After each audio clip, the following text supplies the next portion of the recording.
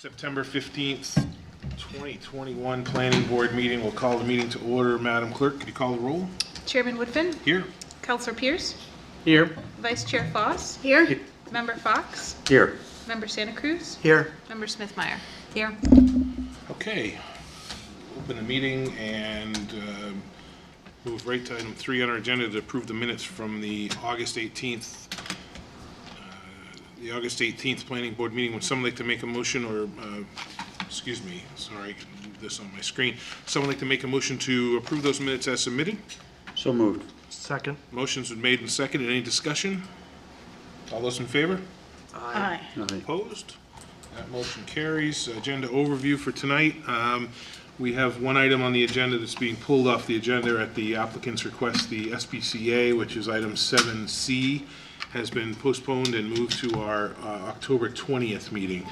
So we need to take a motion from someone to make a motion to recognize that this is a postponed meeting and move it to the October 20th agenda. So moved. Second. Motion's made and seconded. All those in favor? Aye. Opposed? That motion carries, so that will be heard on the 20th if anybody's here for that. Moves us right to item 5 on our agenda, design review applications by consent. Item 5A, 5B, 5C, and 5D on your agenda will be heard by consent. From the audience perspective, if anyone's here to speak against those or has any comments or concerns about 5A, 5B, 5C, or 5D, if you could just please make yourself known. If not, any member of the board wish to pull any of those items off consent? Seeing none, we'll recognize that we'll vote on those by consent. Would someone like to make a motion to approve items 5A, 5B, 5C, and 5D with architectural design review comments? So moved. Second. Motion's been made and seconded. All those in favor? Aye. Opposed? That motion carries. That moves us on to our public hearing section. Item 6, design review applications. Could we read that into the record? Dealer's Choice LLC on behalf of Tokus, I'm not sure if I'm saying that right, International Market requests ADR approval for the replacement of an internally illuminated freestanding sign and a non-illuminated wall sign at 374 Loudon Road in the Gateway Performance District. I believe that the ADR had made recommendations that they wanted them to come back, but the applicant made the changes.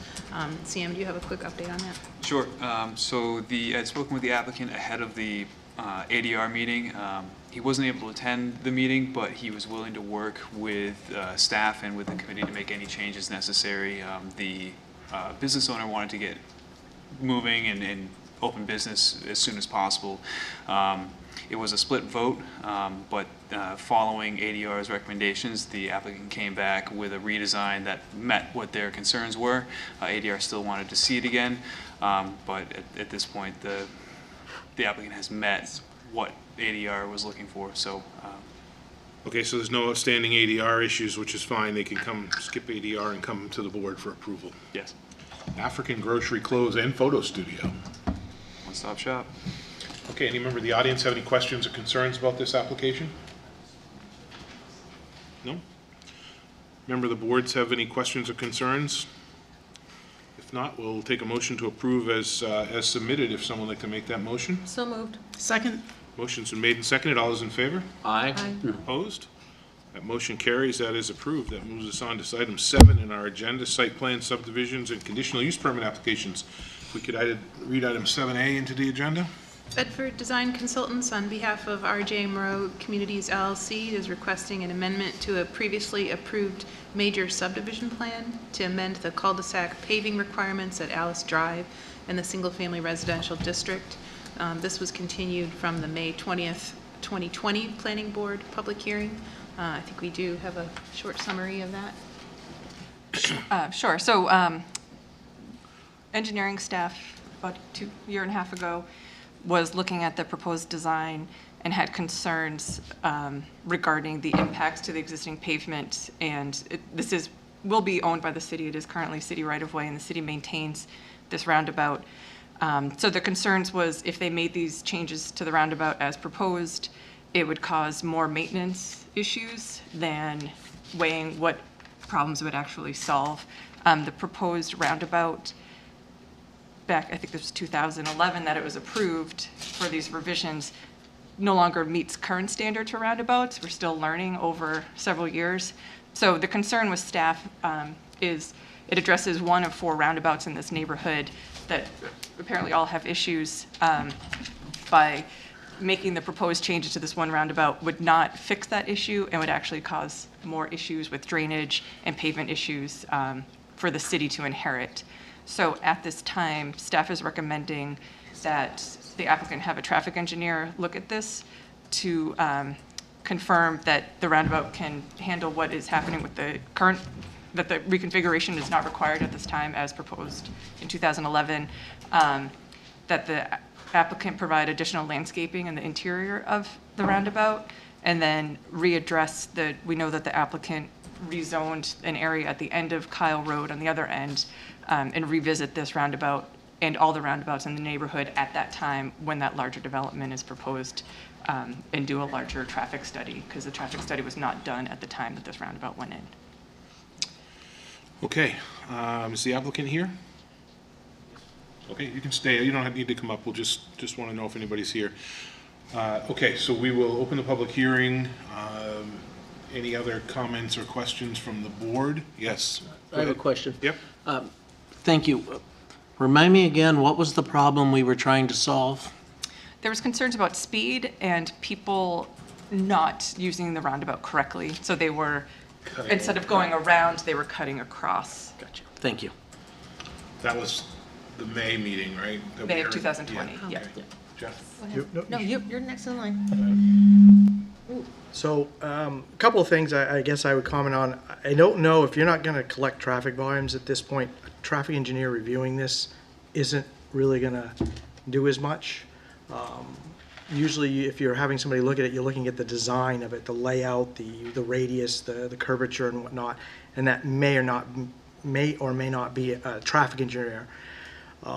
What I might recommend is the money that was going to be spent to do these improvements originally be provided to the city, and the city potentially looks at hiring either their on-call consultant or another consultant to do a conceptual design of what corrections to this roundabout, which, since all 4 roundabouts are very similar, would be similar to all the roundabouts, and that could be used to develop costs for future development or CIP type, so that we have an idea of what would be needed the next time around to make the corrections, in lieu of, making physical changes out there and whatnot.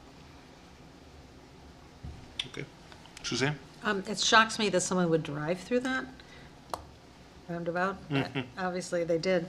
Well, I'd start off with, like, their landscape plan doesn't even have a scale on it, so you have no idea at all, like, what the dimensions are of what they proposed.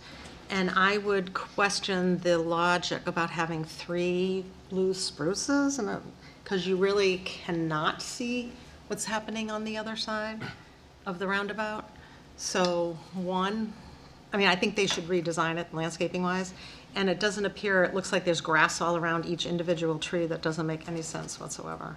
So I think your thought of re-landscaping it makes sense, but with the idea that you want to have some visual that a tree allows you more than 3 evergreens, because you would be going around and you couldn't, as you're trying to get into the roundabout, you couldn't see maybe some of the cars that were coming around the other way. Deciduous or, Huh? so replace it with deciduous Yeah, shade trees. yeah, I think there might be some that have, it depends on the size. It's hard to say, like, even in the other plan, I can't see if it's a 60-foot diameter, or it's just not easy to see what the dimensions are, so. I think that would make sense. And no landscape fabric, No what? weed fabric. No fabric? No weed fabric Oh, under the bark mulch if they have that. But right now, it looks like it's all grass. It's a maintenance grass right up nightmare. to the trees. Yeah, which is a maintenance nightmare. Okay, any other comments or questions? Any member of the audience have any questions or concerns about this application? Come on up.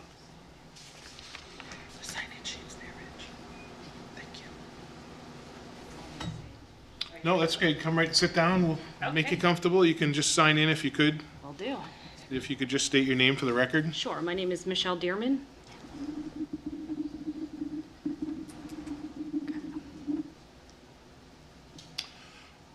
Welcome.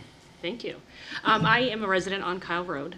So a little bit of information about the neighborhood is there are 4 circles.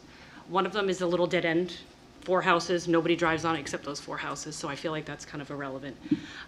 The other one of them, which is the one that also comes out of the other end of Sonoma, it is Ty and Emily, I believe, is more of the design that what we were expecting this to come to. It's, when you get in it, it's the width of 1 car, because there's a curb. The one that we're talking about, it's just stamped ground, so it is the width of 2 lanes of traffic. So that's the problem, is people, they either take a left instead of going around the circle, or they just can almost drive, not quite straight, but with a very little, so they don't have to slow down at all. So that's the main one. There's another one on Alice that is somewhat similar, and that has had a car go straight through it over the guardrail into the pond, so that has happened. The other piece is, it's my understanding, because we are an HOA, that we just pay for the lights in our neighborhood, and we maintain those circles, right? So the other piece of with that landscaping is, depending on what that looks like I pay the dues to mow that every month, so I don't know how that would kind of play out with the city. But my biggest concern is, I was here when I've been living there since '06. And I know in '11, when they approved it, the builder knew the cost, he knew the expectation, the city agreed. I don't know what's changed and why, that's different now. The traffic is even more than it used to be, and it's not just volume, it's speed. Originally, there was a gate at the end of Sonoma to the vineyards that is now open. So the probably 300 families there use Kyle. So even if they don't use it frequently, it's the speed, it's the going the wrong way around the circle, all of those things.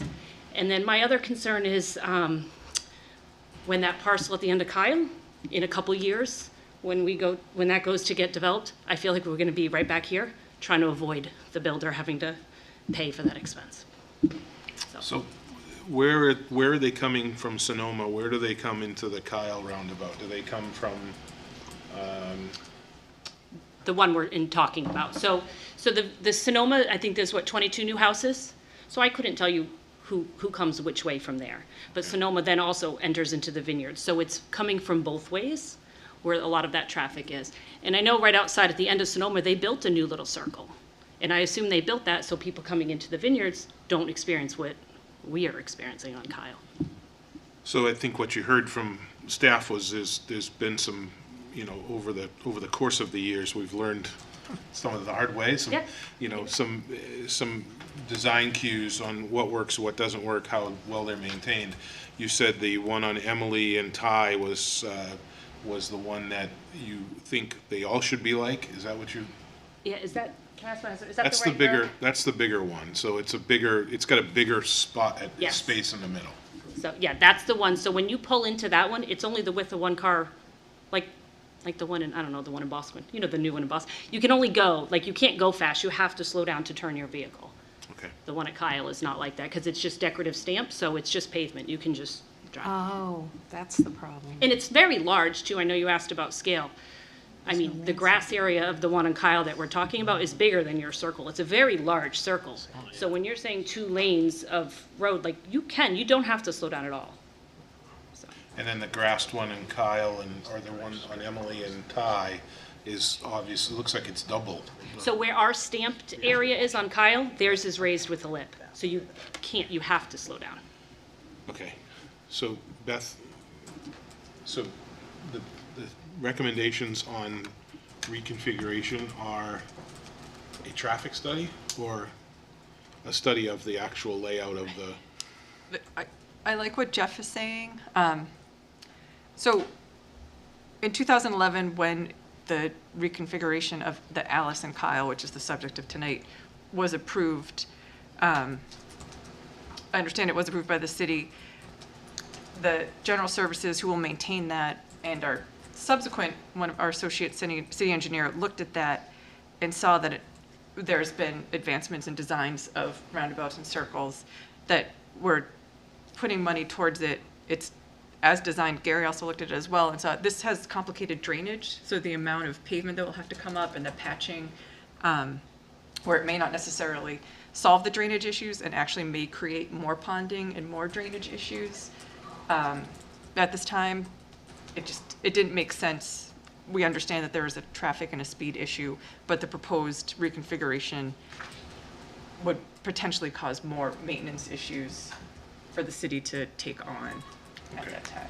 But Jeff's suggestion of using that money to hire an outside consultant who has more experience in designing roundabouts, perhaps using the city's on-call traffic transportation engineer, would be a better suggestion than a traffic study. As Jeff mentioned, a traffic study may not tell us enough information. Okay. So concern-wise, your concerns are the speed and people just disregarding the left turn or the right turn and So it's the, turning yeah, left. because it doesn't make the traffic flow the way it's supposed to be. Right. And so there may be, I mean, some days there may be a lot less cars than other days, of course, everybody's schedule's different. And I mean, I do think that, and I'm also really worried about future, because I'm gonna be honest, in 2011, the applicant agreed that, yes, I'm gonna take this on. And now that those 22 houses are built and sold, now they don't wanna take it on. So in however many years, they're looking at, if I was reading around the minutes, right, that's gonna be like another 100 condos back there. That's another 200 cars coming through that circle, right by, so. And a lot of it, when we moved in and when Kyle was originally there was a gate that separated the vineyards. They couldn't come through our neighborhood. And that gate has since been removed for whatever reason, I don't really know. But those are the extra like 300 families that are driving through our road, because you come through Kyle, way faster to get to the highway than going down Bog. Even though Bog's been fixed, which is great. I thought that would solve a lot of this problem, to be honest with you, and it doesn't. So I was hoping more families would go out their own entrance than coming through a small neighborhood, but. So what's the time frame, Beth, for the city, from the city's perspective, to absorb that and take that over? Do we Take know? the roundabout? Yeah. It's already a city roundabout. So it's a city roundabout. So they would be making changes to a city roundabout. It's no longer, I mean, the developer, this was not his development, it would have been an off-street Okay. improvement. But we maintain all the mowing. So that's that's another plug, is whatever maintenance there is like, who's going to be maintaining that? Because we do all that now as our homeowners.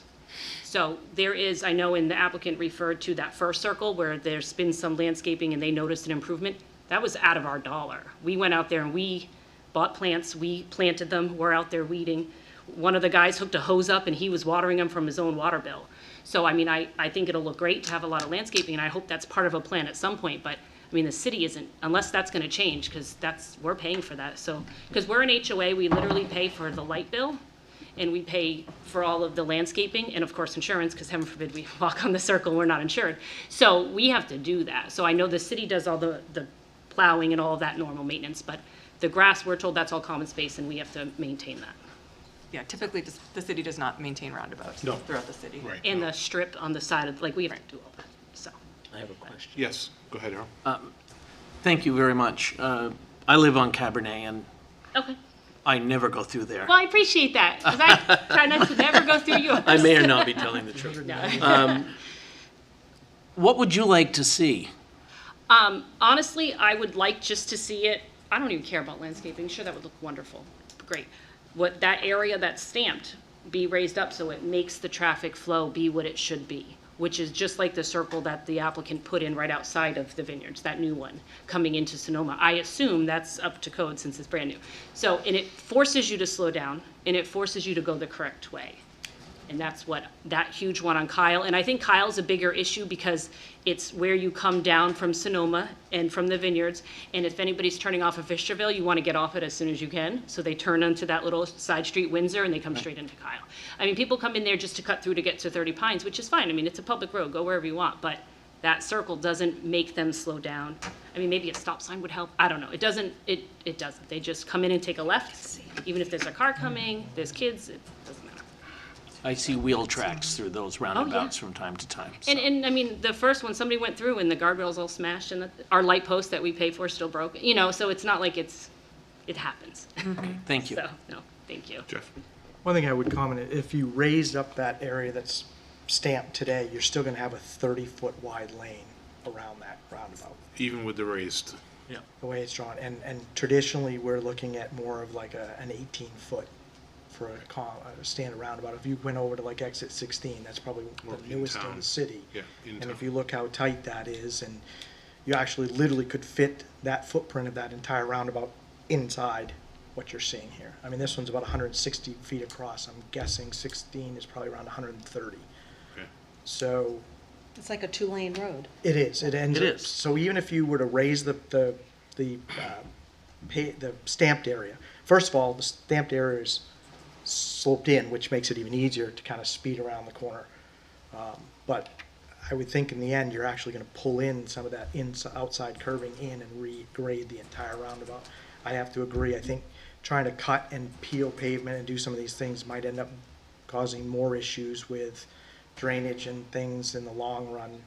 And I don't think it's going to have the complete benefit of slowing the traffic. It will slow down some, but if you're already having people that turn left without going all the way around, having that center area raised is not going to change that. They're still going to go Gonna go left. if they want to. That's why I think if we can get a concept design, it doesn't have to go all the way through, and but a concept that at least shows what could be done there and an estimate of cost. If the developer in the next phase has traffic study that says they got to do something there, they have an idea of what it may cost or what portion of it might be put on them.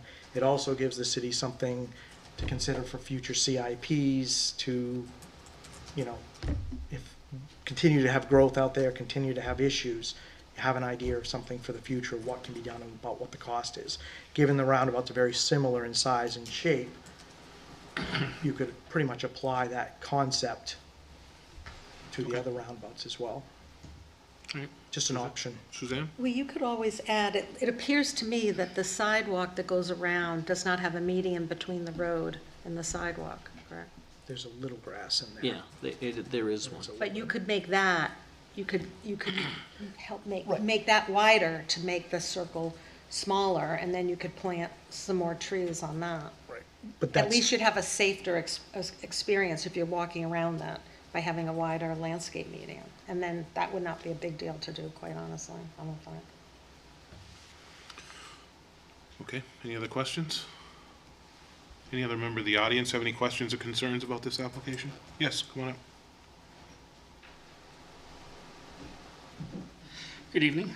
Good evening. If you could state your name for the record and just sign in there. Sure, it's Dan Dearman, 7 Cot Road. My wife took most of my talking points, so. I'm gonna bite my tongue, Dan.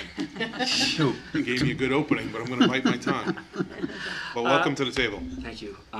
It just kind of reiterated the same thing. I think the biggest thing is just having some way of limiting that space in the center circle. So I think the biggest thing is, like, for most people, I think damaging your car, somebody would think about it twice, entering a circle, taking a left, and not going the right way, as opposed to just splitting it and going by somebody. So I think overall, I think just having some way of raising a lip or making it so it's more compact, as opposed to allowing two cars to go side by. It's like a mini, Portsmouth traffic circle there. So I think that's the biggest thing. And I think last time we sat in on the meeting, and I forget when it was, but when this was proposed last time, they had talked about, I think what you had mentioned is pulling in the sidewalks as opposed to building up the stamped area. So, because I think the drainage was mentioned last time. So I don't know if that's still on the table, if that's something that can be looked at. But the biggest thing is the stamped was nice, looks nice when we moved in there. But over the years, we just realized that it does nothing for stopping traffic. And last year, most of the time, like everybody else, I was stuck at home for COVID working. And it's just, even when Sonoma was being built, it's the tractor trailers that are coming through. No way do they want to go around the circle, they just take that left. So if you're coming off of, Alice on 80 Way, you're sitting there waiting on tractor trailers because they just assume that that's just the way it's supposed to be because they're bigger and they're not going to take the time to go around the circle. So majority of construction vehicles were doing the same thing, along with just regular, day-to-day traffic. So I guess our biggest concern is just having a way of making somebody think twice about just joining you going the same way in that lane, having them like raised or pushed in a little bit just to make it a little tighter. It is a huge circle. Same with the one on, there's two mutual ones on Alice, but you guys already discussed that. So I think that's just the biggest thing. It's just, the speed. I know Concord Police can't be there all the time. It's just having a way of making that circle a little smaller. I don't think really bushes are going to help that. They're just going to say, it looked nice when they drive by it. On the left. On the left, right. That's a quick question. Yes. Can I ask a question? So do you notice similar driving problems on Emily and Alice? Like, do people speed through and cut across at that, or is it mostly only the Kyle? Are you talking about so there's an interior one on Emily, Nope. so. Yeah, if you continued up Alice towards Emily, there's another, it's the same, it's the On the same one that has Alice. the same design Yep. as the one at Kyle and Emily. Have you noticed, or it's not on your street? Like, do I don't people see do it as that much. left I turn? mean, I don't live on that corner. I live on the Kyle, but I Yeah. do. I have the same thing. I've been presented with the same people coming, taking a left That do there. that. And it's just, and I've seen with the bus, people take it around there too, and just think that they can squeeze in around the bus. But same thing. I don't see it as much, like I said, because I'm on Kyle, but Yeah. I would imagine they're having the same problems. And like my wife said, I know last year at some point that car went sailing through the median and up over into the pond. And I guess my only other question is the drainage you guys are talking about. We have that drainage pond that's been built for that. Is that where the drainage, does anybody know? Is that where all the water goes? Well, I think it's the issue is patching, repatching, putting in, putting together the smaller circle will cause ponding on the Ponding, street. oh, that's what it Not is. particularly, if you redrained everything or regraded everything and pushed it off to the storm drains, then it would be fine. But Okay. the problem's gonna be those little dips and pitch areas where you're gonna have water, and then you're gonna have freezing, and then you're gonna have potholes, and it just is a nightmare. Yeah, I understand. Okay, all right. Yeah, I wasn't sure. I couldn't remember if there's like, the drainage goes into the circle and out, kicks out to the pond. That I don't know. Okay, good enough. That's Any all. questions for Mr. Newman? No? Thank you very much for your testimony. Thanks for your time. Any other member of the audience have any questions or concerns? Yes, sir, come on up.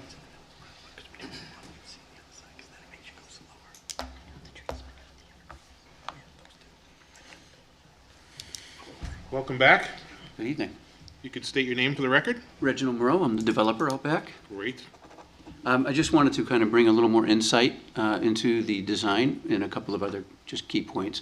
One is the funds that we had set aside for this are still there, and I've made that perfectly clear for the city with the engineering department that we're not looking to avoid those dollars. Those dollars they've been earmarked and they're to go for whatever we decide is the right thing for this. So from our standpoint, the dollars are still the dollars. So they're not going anywhere other than towards improvements in that area. When we go to do the other location, I'm sure we'll be looking at this a little bit better. But we did find, in the design that we had done to change things after working out there and seeing traffic patterns and watching people meander around the cul-de-sacs, going through the winter, seeing how they're plowed and maintained, and seeing concerns with the design on the cul-de-sacs out there. The smaller cul-de-sacs, there's a real problem after a snowstorm where I have an extended pickup truck. I can't get around the circle without clipping the snowbanks. So if we needed to get an emergency vehicle back there, they would typically go down because these, when they plow the other ones, they're plowed very, very wide initially. They may come back and clean them up later on, but initially, if you have an extended bed pickup truck, you can't get around without climbing in the snowbanks. So the smaller ones are also problematic, and I brought that to the engineering department's attention after looking at that. So when we look at a design out there, we want to make sure that we consider that being somewhat of a concern. Now, that's the smaller ones. On the larger one, and again, being out there, I don't see that much traffic going around the wrong way, but when I do see it, I'm seeing it at all of the cul-de-sacs. I'm not seeing it just in one, I'm seeing it in all of them. And I've come across people in going through the circles all the time, going in and out of the project as we were building it over the last year and a half. I was pretty keen to watch, after the comments that I've heard, to see how things are going and to look at the speeds and where people are coming from. And, there was a comment made earlier about somebody from the Vineyards not really utilizing that road. Quite frankly, I don't see it. When I'm out there, I don't see the use from the Vineyards. I'm out there all the time. I mean, we built Tuscany, we built that project, and I'm just not seeing the traffic go through there. So I think looking at a study and doing a traffic study would probably be a good idea. And I know we're going to be coming forth with the other development, and that's going to be one of the concerns is the traffic. So I think that would bode well, and then to consider what might be the best design, because it is a neighborhood. It's typically not a thoroughfare that you're seeing some of these other designs being built for in other parts of the city. So I think the pause on not doing anything there, the drainage is a very strong concern right now. It's a very flat design that was brought in. I think it's about 0.5%. And trying to look at paving that and not creating any sort of puddles is going to be extremely difficult with the design that we have right now that works out there. Or I shouldn't say works, but the design that we came up with to try to make everything work, because everything's flat. That's a tabletop out there. And so there's not a lot of gradient to work with. And so it's going to be very challenging when we do design something there to make sure that the drainage isn't going to sit along the curb lines, and we don't have future problems for the city with with the freeze-ups and ice problems along the curb lines. So I just want to say that we're here to do the right thing, to help the city out any way that we can and come up with something that'll work for the neighborhood. But we wanted to make sure that we don't haphazardly do something that will just be another problem down the road. So I just wanted to make those comments. We're not, like I said, we're not trying to avoid anything here. We're just trying to do the right thing. Okay. Questions for Mr. Morrow? Sorry. No? Thank you very much for your testimony.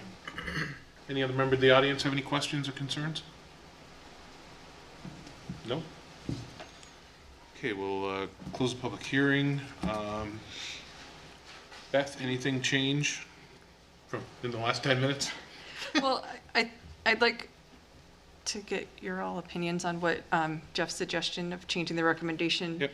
To take that money, have the developer, the money that he was going to spend for the roundabout would pay for, at the city's decision of who would do that conceptual design and study of the roundabouts, so that it can be fixed in the future to actually meet the needs and solve the actual problems that are out there. So if that's a recommendation that the board supports, I just want to hear what you all have to say. Yeah, any questions or I think it's a great idea. So, Earl? Even though I said I'm not out there, it is coming from the roundabout to Emily and looking down Alice toward Wilson and Douglas. It's like a runway. Yeah. And something has to be done. I was noticing today, I went out there to take a look again at the roundabout at Kyle, and it is very low to the ground. And until you're within 100 feet of it, unless you're a resident or go through there a lot, you wouldn't even see the roundabout. So something has to be done. From a city perspective, I'm loath to put more maintenance into our budget and cause problems. So I want to make sure that we do the right thing. I have noticed vehicles going the wrong way, but I've never noticed a residential or a private vehicle. They've been mostly delivery vehicles. I had a FedEx truck cut me off on the Emily Drive. I saw him coming, and it was sort of like a race to who was going to get the roundabout first, and he won because he took a left. He didn't go around it out onto Alice. So we need to do the right thing for that neighborhood. So Okay. Any thoughts on Jeff's recommendation? I like that. I think someone independent to take a look at it and take everything into consideration is probably the right way to do, as long as it doesn't move with glacial speed. Yeah, and again, I think the traffic study point's a good point. It doesn't tell you anything as far as the configuration and what's going to help either calm the traffic or, make it safer to get through there. Okay. Any comments, Jeff? Or? No, I was just going to agree. I was going to say, chances are it's not going to change from a one-lane roundabout. No. Because of traffic. If Exit 16 is a one-lane roundabout, There's no Franklin reason it Street's a shouldn't one-lane be. roundabout, Right. all these are in the city are one-lane roundabouts. Traffic study's not going to suddenly miraculously say you need a two-lane or something else. So having traffic volumes and doing that, from an overall perspective, when a development comes in, to know what's there. But if you went out and counted today just to try and say, is this operating okay? You're probably going to find it's a level surface A or B, because roundabouts work well under increased volume. So I think the money is better spent trying to look at the design side of it. Okay. What about the gate? And I know we've had this discussion on gates before with other properties, specifically the one up on Pembroke Road where the gate was miraculously open, but it was still supposed to be closed. Is this gate supposed to be there, or has it been? If I may, it was there when I moved in. Yeah. And it was a security issue, and it it also signified, because I have a problem, there's a stop sign Yeah. that is ahead of that, so perhaps Mr. Morrow Yeah. could add some to it, but it was a security issue and construction vehicles not passing through there and Okay. so on. That was Okay. when I checked into it. Yes, that is correct. The gates were not part of any design. Okay. They were just simply construction gates that we put in for security for construction and keeping our construction vehicles from going through the vineyards. Perfect. That's great. Thank you. You're welcome. Thank you. Okay. What do you think, Beth? Gonna look to you. Ready for a So motion? recommendation, yeah, I'm ready for a motion. If you've got a motion, Earl, I'm happy to No, I take was it. gonna let Jeff do his in a second, but I'm still not sure what he said. Jeff, let's see what Jeff's gonna say. I would recommend that the money that the applicant had set aside for the 2011 design be provided to the city so that they can hire a consultant to provide a conceptual improvement design of that roundabout. So while Beth's figuring out where that should go, in our packets here, we've got, under 3.1, staff recommends that the planning board grant approval to remove the requirements to reconfigure the roundabout at Alice Drive and Kyle Drive, subject to the following following conditions to be completed prior to the issuance of final COs. In the Vintage Estates development, the applicant shall provide a memo from a traffic engineer verifying that the existing roundabout is sufficient and the reconfiguration is not required at this time. And 2, the applicant shall landscape the interior of the roundabout as proposed. In addition, the applicant shall similarly landscape the roundabouts at Emily Way, Amy Way, Ty Lane, and Emily Way. And number 3.2, which is the configuration of the 4 roundabouts in the entire development should be revisited as part of the proposed development on the undeveloped remaining parcel at the western terminus of Kyle Road. So are we comfortable with that, Beth, or do we want to make a structural change on the recommendation? Can I make a Yes, yep, I thought Jeff just made Yes. a motion. yeah. And so I would just suggest replacing comment 1 with his motion. That's what I was just gonna offer. Okay, so 3.1, comment Remove- 1, to yep. take out the applicant shall provide the memo of traffic and put in your piece. We're good with that? Yes. Yes. Okay. And then the landscaping, we're okay with the landscaping? Unless anybody thinks there's benefit to adding landscaping at this time, yes, I understand. The city will not maintain that. So if that's a concern that the HOA has, adding that landscaping and it doesn't provide any traffic benefit It to dies anybody's in- opinion, It then dies in a year. it's up. I mean, I think it does create some traffic calming. Okay. It does provide a certain amount, whether you look at it at just that roundabout or whether you do all of them would probably be where my question would lie. Because if you do it at all the other ones and then you turn around, you reconfigure them, you're gonna tear that all back out. Right. But if this is the one that seems to have the most problem, putting in some amount of landscaping in the middle, whether it's the design that's shown or they work with staff to come up with something a little different, does provide a certain amount. Because when you don't see through the roundabout to the other side, you have to pay a little more attention to what's coming around the side, so you actually tend to go in and out a little bit slower. Okay. So But I would, don't we also have a regulation, like you could then say, well, why don't we just pave it?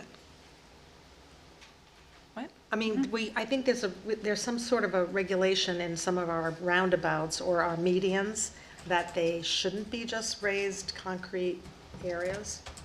I don't know that just grass makes it less maintenance. No, I'm agreeing with you in Yeah. some I think amount of there should be landscape. some, but I don't think that it should just be grass, because then you're kind of going back to like, why is it just not concrete? And that's something we don't encourage at all.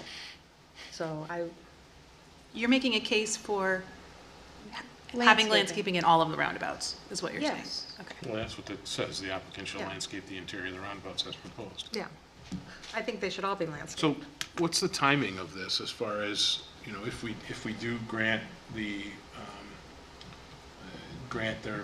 requirement to reconfigure the roundabouts or remove that condition, how far down the road is this gonna be before these roundabouts are addressed? The landscaping will probably happen now or the spring. We're getting near the end of the planting Yeah, season. yeah. And then the concept, I mean, as soon as Reggie gives us the money and the city, Right. I mean, Turns would around you and even, accepts as long it. as he gives the money, would you need to hold up COs for the design to be worked out with the consultant at that point? Because it's not gonna be something you're physically having to build. Right. So as long as the funds are transferred, I would think at that point, you could work toward a CO if all the other conditions are met, and that's a roundabout. That way, if the consultant, if it takes you a month and a half to get them on board, and it takes them a month to do it, if they're ready for a CO in 30 days, let's say, they're not being held up for something that's out of their control at that point. yeah. And I think it would be beneficial to get the money as soon as possible, get this started, because if he does come for, it's something that he can consider in his pro forma as he's designing the next phase, that these will be required off-site improvements. Yep. And we have a concept that works, that we feel good about, that's something that he understands right up front before that application becomes before the board. And the good part is that all these roundabouts are about the same size, and this one's only a three-way, but most of them are all pretty much 90-degree four-way. So if you come up with a design for this one, the shape and the size, you pretty much could go and sit it on the It'll next work. one, It'll sit it work on with the all next of them. one. Yeah. So you kind of know what the pattern's gonna be for the future. Okay. All right, so would someone like to make a motion to grant that, make a motion to? Jeff already No, made a Jeff made a motion. motion. We have a motion on the table, sorry. I almost caught myself. So do we have a second? Yes. I second. You second? Any discussion, further discussion, Jeff? The only thing I would have is we may have to remove the fact that that falls under a requirement of the final CO. Because the beginning sentence of 3.1 says that these items all have to be completed prior to final CO. And I'm thinking the roundabout design. So it would just be the Need to be- money would be the Right, as long- requirement. right. So we might have to just modify that, say that the money, Transfer, Provided. yeah. so revise that motion to say the money must be transferred to the city for the use in the concept design prior to final CO, Prior to final COs of interest states. just to make it cleaner. Okay. That So, doesn't- I'm sorry, just to clarify, so we're pretty much essentially replacing 3.11 with Jeff's recommendation. Yeah. 3.12 stays the same. Yep, Okay, and then 3.2 stays the same. 3.2 stays the Okay. same. Yep. Okay, we have a motion that doesn't change your second, Earl. No. Any further discussion? All those in favor? Aye. Aye. Opposed? That motion carries. Thank you very much. Okay, moves us on to item 7B on our agenda. We can read that into the record? Greenman Peterson Incorporated, on behalf of Wheelabrator Concord Company, requesting major site plan approval for paving of a new parking area and a conditional use permit to allow for the payment in lieu of planting of all required trees at 11 Whitney Road in the Industrial District. Our first payment in lieu of planting. I know. Okay, But can we get a quick staff report on this? Sure, we have a couple waiver requests. One, or two that staff is in support. It's with regards to showing the extent of information, just to the area of construction. We are recommending to deny their waiver request regarding off-site flows for stormwater. I believe the applicant will address that tonight. The conditional use permit, staff is in support of that. I went out to the site. There's substantial trees along the west and south of the parking lot, and they have a pretty extensive vegetative buffer. And where the other trees are required around the parking lot, the conditions are a little rough. I think trees would have a hard time surviving in the conditions out there.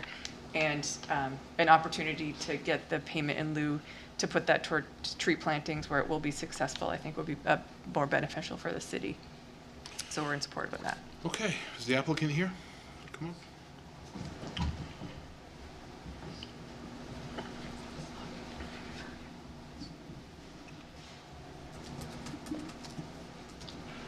Welcome to the table. If you could state your name to the record, for the record, to the record, for the record. Yes, good evening. For the record, my name is David Jordan, engineer and land surveyor with Greenman Peterson in Salem, New Hampshire, and representing the applicant, Wheelabrator Concord.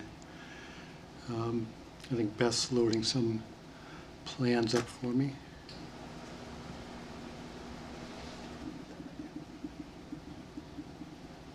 So this will be known as a pilot, No. Yeah, that'd be great. not a pilot. This would be known as a pile-up instead of a pilot, Pile up, payment in lieu of planting. payment in lieu of planting? Yeah.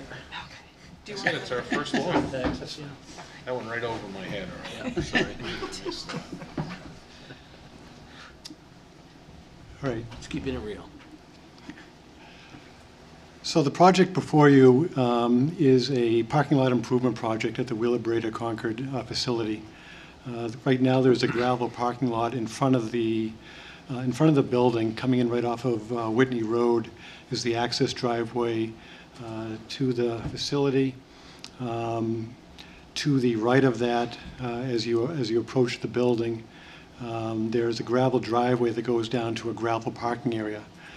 That is an area that received site plan approval back in 2009, where essentially a site plan for that gravel parking lot was presented to this board, and that was approved and constructed back at that time. Since then, they've been using that parking lot for parking of employee vehicles. And what they've found over the years as they continue to assess and evaluate their operations, they desire to relocate those employee cars to the existing paved parking area up by the main entrance of the building. And the reason for that is primarily a safety one. The employees, once they park there, they actually have to cross the driveway that the trucks use for access into the building for the dropping off of their materials. The parking lot, the paved parking lot up by the building itself has most recently been used actually as truck parking. So what happens is when this facility, as the facility operates, there are essentially trailers on site that are brought into the building to remove the ash from the process. And those trucks, once they're filled, they're parked on site. They have a contract with a third party that comes in on a scheduled basis to bring the trailers to the landfill. But until that contractor arrives to do that, those trucks need to remain on site. So the purpose of this project is to get those trucks down into this area and get the employees up by the building, which logistically just makes a whole lot more sense.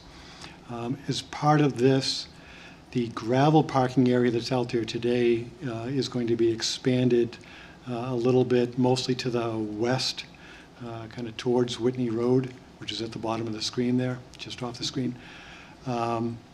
And that's to facilitate the maneuvering of a truck into this area so that a tractor pulling a trailer can pull into here, and back these trailers in and line them up essentially on the west side of the parking area. I'm told that there could be as many as 12 trailers in there, but typically it'll be more in the magnitude of 6 to 8. If any of you have been out there, any time in the past, you may have seen some of these trailers actually lined up along the entrance driveway as well. Just from a space standpoint, they really don't have the room out there currently that they need, so you'll see these stacked up on that exit driveway. So this would get all of those trucks back down into this area here. Another benefit to this project is that, with the creation of this now paved parking area as opposed to the gravel parking area, there are also going to be some drainage improvements made. Right now, the runoff from the gravel parking area just flows as sheet flow into the adjacent areas, eventually making its way into Burnham Brook. With this project here, we will be providing curbing along the parking lot edges. We have a single catch basin at the low point of the parking lot, and that'll be going into a water quality unit, and then into some storage and infiltration chambers. So in addition to providing water quality enhancement, we're also providing groundwater recharge. There's also an existing riprap swale that kind of wraps around the north and east side of this. It's that gray area up on the plan there, out beyond the limits of the parking area. That receives runoff from some existing drains on the property. We're not adding any more runoff into that with this project, However, what we are doing is tying in an overflow. Right now, the water that gets into that riprap swale, because we have very sandy soils on this property, they predominantly just soak right into the ground. But we are providing an overflow capability whereby we can, for an exceptionally large storm, we can tie in that flow from that area into our new drainage system, and we're going to be discharging it, both the overflow from our own infiltration system and from that other swale area, into an existing on-site detention basin, and that's the kind of olive yellow to the very top right of the plan there, where you see that triangle, which is a riprap apron. That's an existing detention basin that was constructed as part of the original plant many, many years ago.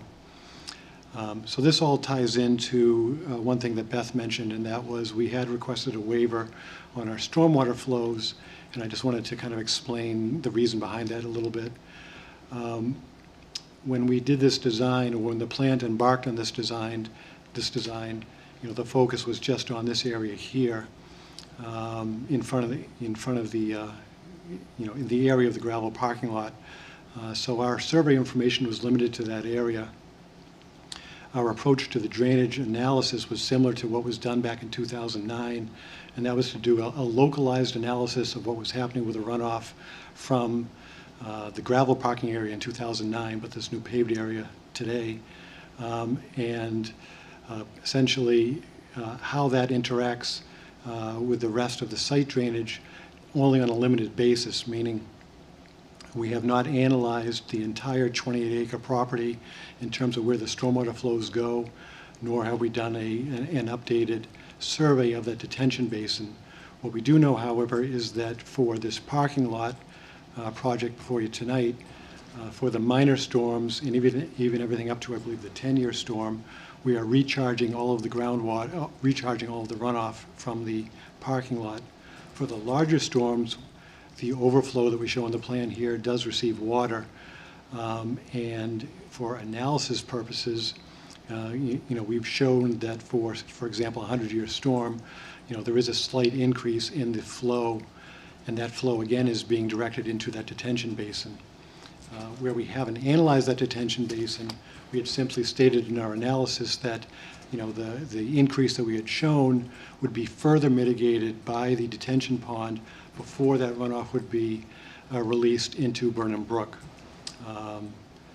And I understand, from Concord Engineering Department and planning staff that the waiver that accompanies that is being not recommended. But I just wanted to give you some context behind, this flow. And it's a little bit, I know even in our waiver request, we refer to it as an off-site flow, but the numbers we are talking about are really an increase in flow into the on-site detention basin and not an off-site flow. We just haven't calculated that off-site flow because it requires a much larger drainage study that this project really wasn't prepared to support. So that's the context there. As Beth mentioned, there is one other waiver we are requesting, and also the payment in lieu of tree planting. I guess at this point, though, I'll turn it over to the board and ask any questions you have, and if I need to present any of those waivers or conditional use permits, I'm prepared to do so. So the waiver issue, the one that the staff does not recommend, I'm looking at the packet here, it says the applicant proposes an increase of off-site flows of over 20% relative to pre-development for the 100-year storm. Is that correct? In terms of pure numbers, yes, that the percentage is correct when looking at the pure numbers. Okay. And the hardship aspect of grant waivers based on hardship for the project, the hardship is it just hasn't been surveyed, and you're opening the can out for a project. Yeah, understood. Okay. Yeah. All right. Okay.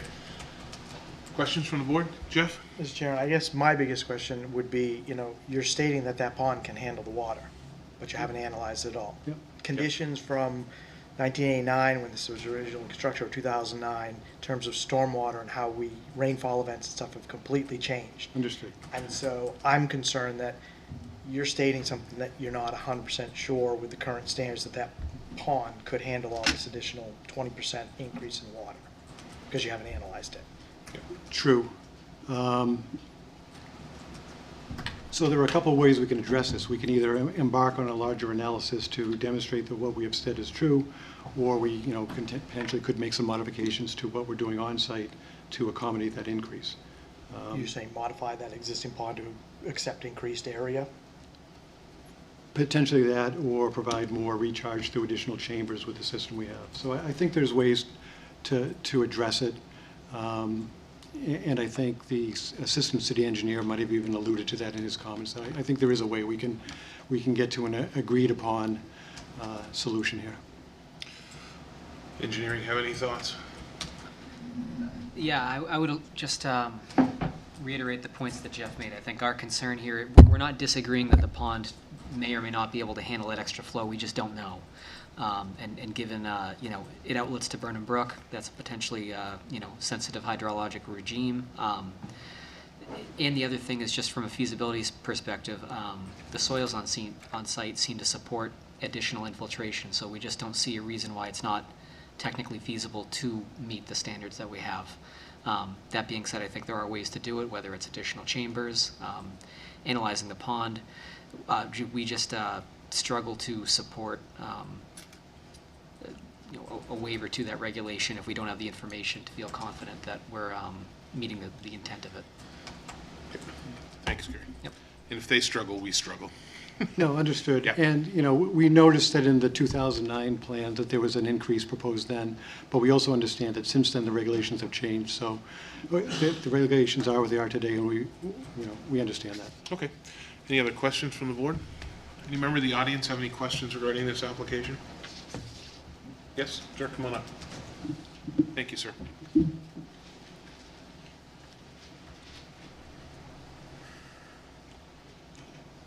Welcome. If you could state your name for the record. Sure. I'm David Rossio, and I'm one of the members for Interchange Development, who's the immediate abutter to the north, as well as Morrow Mill Pond, LLC, which is the immediate abutter to the west.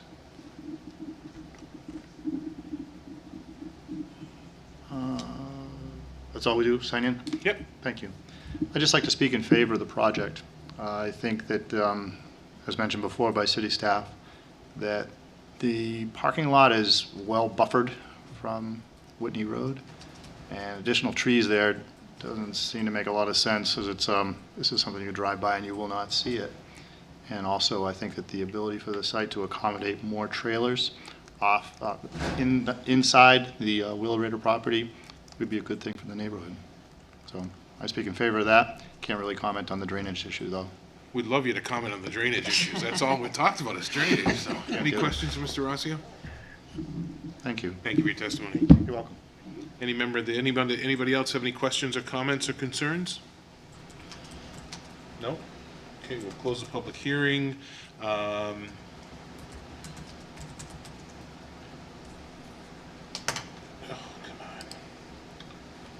Okay, any other comments from the board? Questions or concerns? Staff comments? No? Beth says no. I've said all my piece. So in your packet, we've got in our recommendations to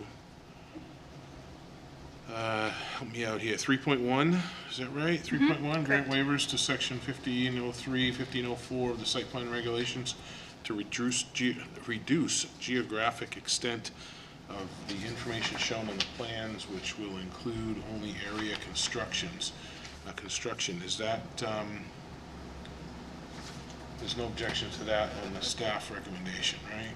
Conditional use, no. So no, okay. So let's take these one at a time. Would someone like to make a motion, 3.1 to grant waivers to section 1503 and 1504 of the site plan regulations? So moved. Second. Motion's been made and seconded. All those in favor? Aye. Opposed? That motion carries. 3.2 is to deny the waiver of 22073 offsite flows for the offsite discharge to exceed the existing for the 10-year storm. Would someone like to make a motion to, do we have to make a motion to deny that? To deny that waiver? So moved. Second. Motion's made and seconded. All those in favor? Aye. Opposed? That motion carries. 3.3 is to grant ADR approval for the site plan. 3.4 is, we do Just one at a time? Just want to do, so Correct. would someone like to make a motion to grant ADR approval for the site plan? So moved. Second. Motion's made and seconded. All those in favor? Aye. Opposed? That motion carries. 3.4 is to grant approval for the conditional use permit per section 28-710D to allow for the payment of fee in lieu of, payment of a fee in lieu of the city of To the Concord city. Urban Tree Trust Fund in an amount equal to the wholesale and installation costs of the 9 trees required but not installed. Would someone like to make a motion to grant approval for that conditional use permit? So moved. Second. Motion's made and seconded. All those in favor? Aye. Aye. Opposed? That motion carries. That was me. I screwed you up, Carol, just the way I read that into the record. So 3.5 is to grant major site plan approval for the proposed paving, parking, and associated drainage improvements at 11 Whitney Road in the industrial district, subject to the following precedent conditions and subsequent conditions noted below, which is precedent condition 1 through 5, subsequent conditions 1 through 4. Would someone like to make a motion to grant that major site plan approval? So moved. Second. Motion's made and seconded. All those in favor? Aye. Opposed? That motion carries. All right, you got almost everything. You're all set. Thank you very much. Let's move on our agenda, if we could. Again, anyone here for 7C on the recommendation from the applicant to postpone that to the October 20th meeting, so we'll move on to item 7D. McCourt Engineering Associates, PLLC, on behalf of Piccofrylater LLC, requests major site plan approval for the construction of a 356,224 square foot manufacturing facility and associated site improvements, and conditional use permit approval for the expansion of impervious surfaces in the Aquifer Protection District, and for a reduction in the number of parking spaces to be constructed at 15 Integra Drive in the industrial, office park performance, and residential open space districts. All right. Well, will these guys get settled in? Could we get a quick staff update? I don't think it'll be quick, but let's get a staff update. Sure. So this is a large project off of Integra Drive. This was noticed last month as a DRI. We've received comment from the Planning Commission as well as the town of Pembroke. Both entities are supportive of the project. They have both commented on one of the 2 CUPs, which is the Aquifer Protection District Conditional Use Permit. Pembroke has requested that the applicant provide secondary containment measures for any transformers on site, should there be any spills. Being in a sensitive area for water supply, that was their concern in their request, and that's been noted in the staff report. Both memos from the Planning Commission and the town of Pembroke do note the traffic impacts. Our traffic consultant at VHB has also detailed these comments in the attached traffic memo. The thing that is worth noting is that the applicant has proposed shift times that are outside of the normal commuting hours, and the entire traffic study has been basically conditioned on those shift times being held. If the shift times were altered or deviated in any way, that would have significant impacts on the function of the intersection at Manchester Street and Airport Road and Integra Drive. So there are a couple of comments and a condition in the staff report stating along the lines of if there are any changes to those shift times, that there may be, if the intersection suffers as a result of that, the applicant may need to make changes and provincially fund some offsite improvements to improve the functionality of that intersection. And there is a CIP project that the city has to address Manchester Street, although this was established prior to the knowledge of this project. So that may need to be changed as we go forward. The other conditional use permit is for the deference of 70 parking spaces. Pretty straightforward. We see these fairly often. Staff is supportive of this. There is a waiver request as well not to construct a sidewalk. We've seen these waivers a couple of times now. This section of Integra Drive is classified as a local road. We don't build sidewalks on local roads, even within the urban growth boundary. We are supportive of this waiver as well, as it does not connect to a sidewalk network. We do have a number of staff comments. The applicant has been willing to address them. We are leaving quite a few as conditions of approval because it's understood that the applicant will be coming back in the future for an amendment as floor plans are being developed. A number of things are likely going to change relative to the building, parking, location of doors. So we recognize that they'll be coming back. So because this is such a large project and there are so many moving parts, we are willing to condition more comments than we typically would. So that is why the reports are lengthy, but we have discussed all of these with the applicant. So we're confident in the ability of them being addressed in a future submission. Can attest to what's being lengthy. Some light Well, welcome to the table.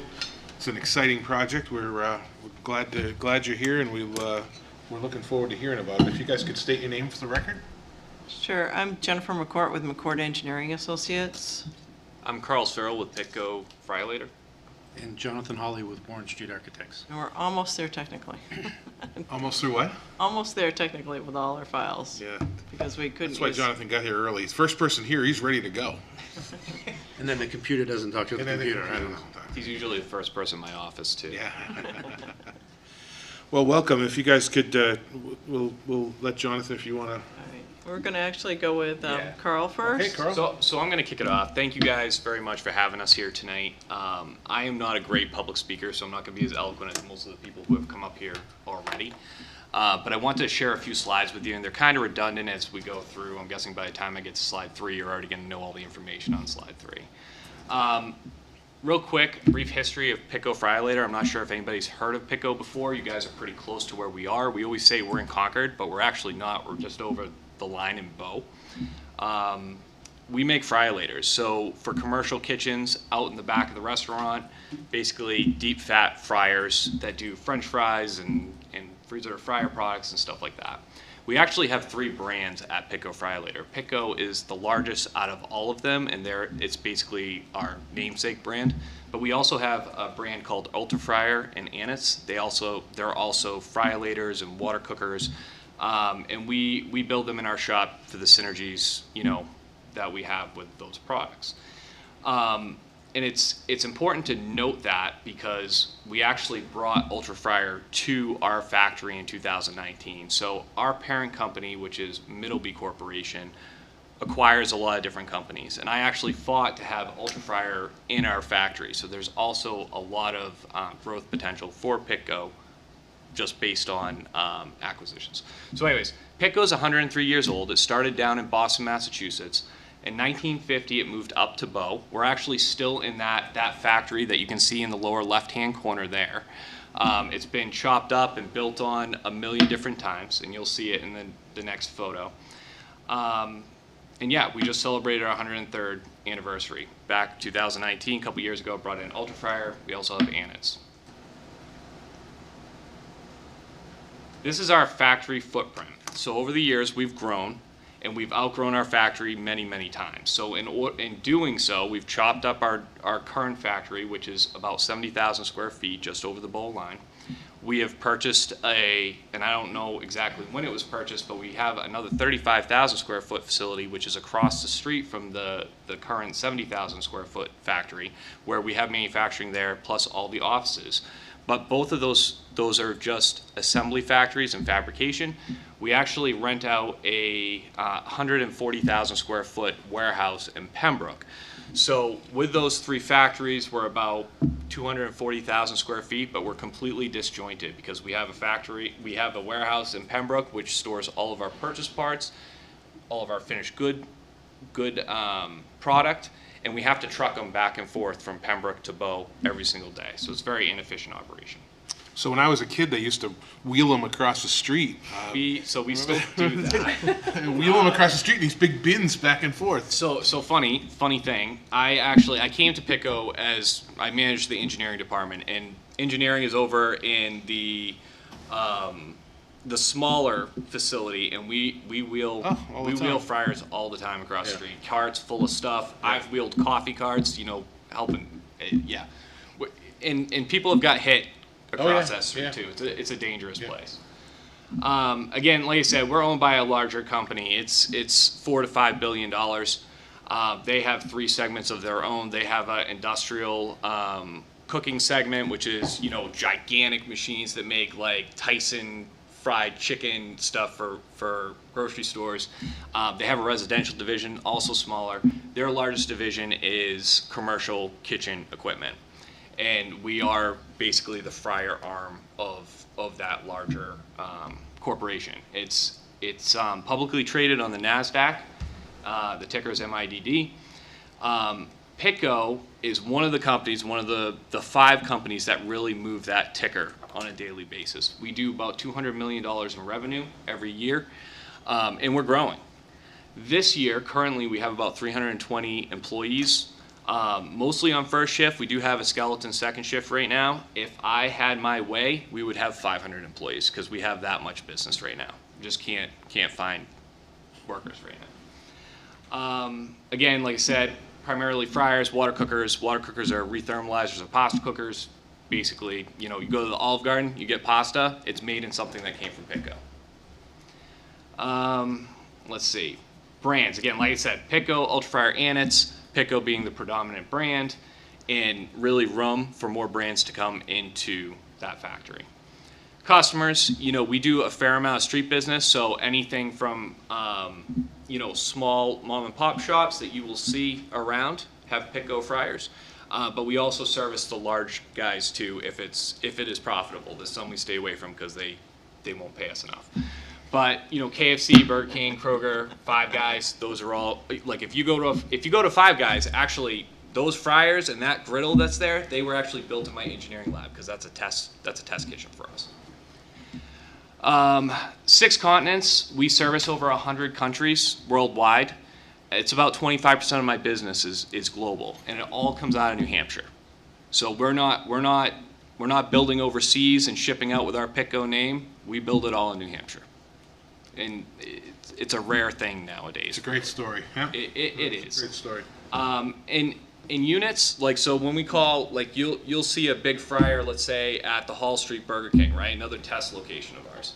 You know, we call that 4 pots because it's 4 fryers just batteried together. We do about 90,000 of those a year. And like I said, this year, if I could find the workers, I bet you I could double that number, without a doubt.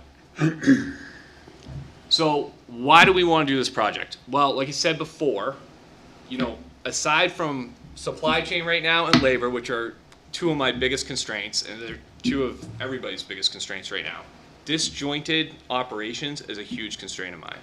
If I could put everything under one roof and I didn't have to drive trucks all over the place, I could cut my efficiency way down, or increase it, I guess would be the right way to say it. And it's something that everybody's dreamed about because we have been in multiple buildings for years and years and years, and everybody is frustrated because you got to rely on trucks and truck drivers. I don't have enough truck drivers, right? If you look at our compounded annual growth, you know, in 2009 we're a $90 million company.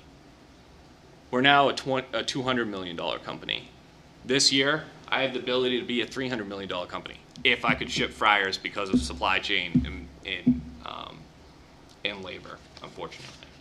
So we're targeting a 350,000 square foot facility. Like I said, right now we're in about 240,000 square feet. I think if you actually combine those 3 facilities, and I am packed in there. I got assembly lines going around corners, like we're packed like sardines in there. And I think if you could put it all under one roof, you could reduce that 240,000 square foot footprint down even further. But what I'm really trying to do is set myself up for growth so we can be here for another 100 years. I mean, that's really the goal. It's not just to get what I have on the backlog out. It's to make sure that we can continue to grow it. So we're looking at this property on Integra Drive. We have my previous president, his name's Steve Spittle. He was president of Picco for quite some time. He's now our chief commercial officer. He's from Ohio. He lives in Bedford now.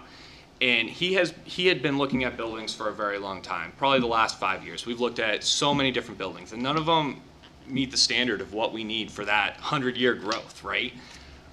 So then it turned into land. Where can we find land that we can build a big enough building that we can sustain growth? bring in other companies to New Hampshire, right? We just did that. We just brought a company from San Antonio, Texas to New Hampshire in 2019. We made a lot of jobs. We want to continue to be able to do that. We found this property, we're really excited about it, and we're excited to come to Concord, frankly. So the goal is that didn't change. So the timeline is actually to hopefully get the land purchased by the end of this year, and then get the building going for, I'm hoping, late 2022. These guys keep telling me it's probably going to push out further than that with supply chain. They're probably right. I would like to close my comments, at least, with the fact that Pico is a New Hampshire business. Yes, it started in Massachusetts, but it's been a New Hampshire business since 1950. We're part of a very big corporation, right? It's a very decentralized corporation. If we do really well, they kind of leave us alone. They let us kind of work autonomously. But I'm telling you that we have outgrown our factory. And there's already discussions about moving this factory other places. If they bring it down south, there's going to be no problem getting workers. A little bit about me. I was born in Georgetown, Massachusetts. Please do not hold that against me, okay? I lived in Massachusetts until I was 3, and I moved to New Hampshire when I was 4. I have lived in New Hampshire. I went to school in New Hampshire. I never see myself leaving New Hampshire, okay? Everybody in the factory is from New Hampshire. Everybody's from basically north of Concord, the Concord area. Like, we're not really pulling people from Manchester. We're doing kind of the bottom side of the North Country. I bleed Pico blue. I don't want to see Pico leave New Hampshire. I think that would be a shame. And I really do believe if we don't get this land, and we don't get it purchased in time, that discussion of bringing it to Fort Smith, Arkansas is going to come back on the table. We have a 400,000 square foot factory down there with a lot of space and a lot of workers. And I don't want to see it go there. So that's why I'm here today, is hopefully that we can get some approvals and get the land purchased by the end of this year. And that gets me that much closer to getting a new factory. That's it. Well, we won't hold Georgetown, Massachusetts against you. So this is Carl's dream here. Going down Integra Drive. This would be the Integra Drive extension. We're getting to about the end of the road. It turns in, the parking lot would be to the right. It was mentioned the building's 356,000 square feet footprint. The front of the building is 2 stories, primarily office space. And There's Carl. So a lot of thought has gone into this. We've been working with Carl now for almost 10 months.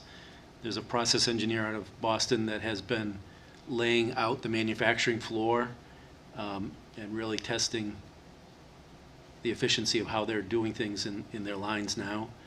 The building is 7 acres under one roof.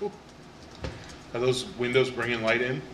It is. The idea here is, it's not only efficiency in terms of how they're doing their production lines, but it's creating an environment where they can bring employees in and create an environment that, is more than a sweatshop. It consolidates. Look at those, huh? You don't have that now, do you? No, in fact, I have my shipping manager park his pickup truck in front of trucks so they don't leave, because I don't have enough dock doors to hold them there. And this travel lane that you're going through is mainly for the truck traffic. There is some employee parking, but that's just for the warehouse area. So this is all just truck traffic, so we don't have conflicting movements through here. Can you stop right there? Yeah. So are those the tanks that we had comments from the Pembroke folks that they wanted some containment No, around? those Okay. are like welding gases and, Okay. and other things, but what their comments were relative to were transformers. Electrical transformers, yeah. okay, sorry, thank you. Go ahead, Jonathan, sorry. There is a tremendous power. There's 2 3,000 amp services coming into this building. Wow. So you're at the point here where all the truck traffic would turn around and go back out the way we just walked in. This is going to shift a little bit. This bump out is gonna move a little bit. In this corner, there's, adjacent to the parking lot, there's gonna be an outdoor employee courtyard, if you will, adjacent to a cafeteria on the inside. Right now, employees eat lunch at the curb of the parking lot.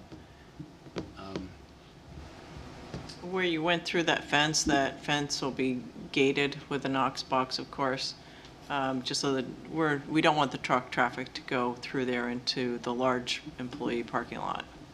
I want to keep things as separate as possible as far as the traffic flow is concerned. I got one more to show you. This is a little different. While you're doing that, if I may, Mr. Chair, Yes, sir. is this down past the lottery headquarters? Yes. It's Yes. at the end of the It's road. that, so where all the the way at the gate end. is now, it's down, well, there's a road, like, It's into the end of the road. It's the end of the road, okay. Those solar panels? So we are looking at solar. Very nice. I haven't even told Carl yet, but. Yeah, I haven't seen this one, I don't think. So, no, well, the issue is that we've worked out with Revision Energy is looking into, right now there's a cap, 1.3 megawatts per service. But because there's 2 incoming 3,000 amp services, we can actually double Oh, that. you can double it. He can probably cut his electrical usage in half. And if you can imagine what that is, he has 7 different voltages going to every test station inside the lines, because this equipment goes all over the world. So, I mean, I show this because I want you to see the magnitude of this building. It's enormous. And there's a tremendous amount of thought that has gone into process, the site engineering. This is where we are. Is there any other comparable building of that in size in the area? I know the Excel warehouse is 250,000 square feet. Yeah. Yeah, okay. With the Jefferson buildings, are those combined? This is 7 acres, like huge. Yeah. Huge. It's twice the size of Associated Grocers. Okay.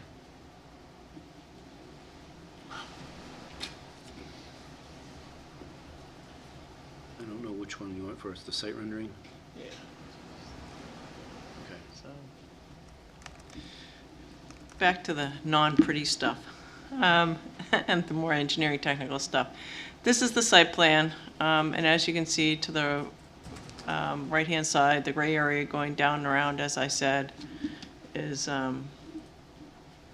this is, mainly for truck traffic. Right now, we have it going, the truck going, the steel delivery truck goes through the building and then back around. Down in this area is some employee parking for the warehouse staff here. Because if you can imagine, you're parking up here, going into the building here, and then having to walk all the way down there. Well, if you're just doing that to come and go to work, I guess that you've got your exercise for the day. But then what if you want to go get something out of your car? So we do have a few spaces down in here. Again, this will be the employee entrance here. You have the main entrance there with the majority of the office space in through here. This is the main employee parking lot.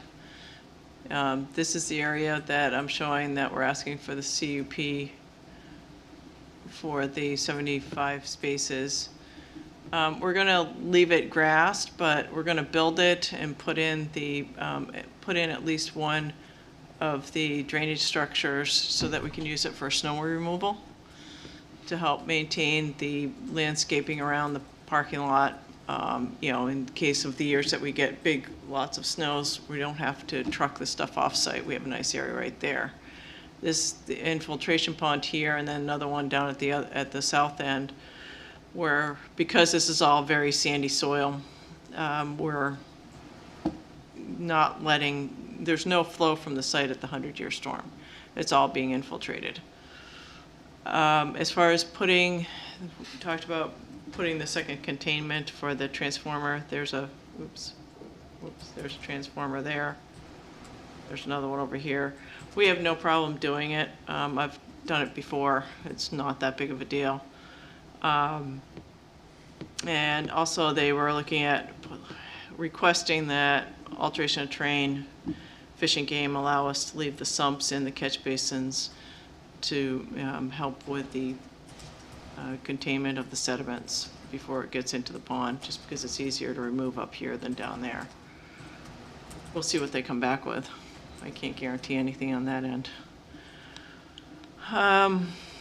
Then the waiver on the sidewalk is for this portion of Integra Drive. We do have the hammerhead there. Hammerhead's gonna stay. We're moving the hammerhead from, the hammerhead's right here today. We're moving it down to here because of the potential extension of Integra Drive Future to streets, the, yeah. and we're working with engineering and planning staff as far as the exact location of that. I think it's going to shift a little bit, but we'll work that out before we can bring that back to you. Yep.